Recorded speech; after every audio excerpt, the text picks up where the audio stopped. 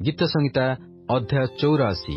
प्रधान वाद्यकर निमंते गीतित स्वर रे कोरह संतानगणर गीत। हे सैन्याधिपति सदाप्रभु, तुम्भर आवास किपरि प्रियतम। सदाप्रभुंक प्रांगण निमंते मोहर प्राण लालसा करे मध्य मूर्छित हुए। मोहर हृदय ओ शरीर जीवत परमेश्वरंक निमंते डका छाड़ई।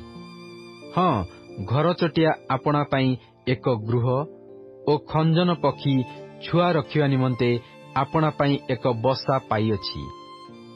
हे सैन्याधिपति सदाप्रभु, मोहर राजन ओ मोहर परमेश्वर, तुम्भर यज्ञवेदी सेही स्थान। जो माने तुम्भ गृहरे बास करती सेमाने धन्य। सेमाने निरंतर तुम्भर प्रशंसा करुथिबे। जाहार बल तुम्भटारे थाए, जाहार हृदय रे सियोनगामी राजपथ थाए, से लोक धन्य। सेमाने क्रंदन उपत्यकारे गमन करू करू ताहाकू झरणा स्थान करती। आद्य वृष्टि नाना मंगल रे ताहा भूषित करे। सेमाने उत्तरोत्तर बलवान होई अग्रसर हुअंती। सेमानंकर प्रत्येक लोक सियोन रे परमेश्वरंक छामुरे उपस्थित हुअंती। हे सदाप्रभु, सैन्याधिपति परमेश्वर, मोहर प्रार्थना शुण। हे जाकुबर परमेश्वर, कर्णपात कर।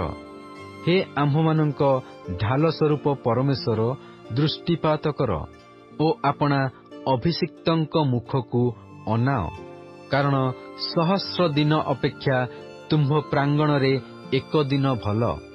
दुष्टतार तंबुरे बास करिबा अपेक्षा आंभ परमेश्वरंक गृहरे द्वारी हेबार बरंच आंभे भल जाणु।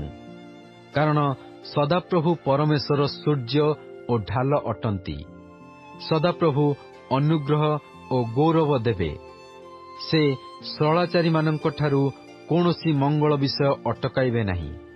हे सैन्याधिपति परमेश्वर, जो लोक तुम्भठारे शरण निये से धन्य।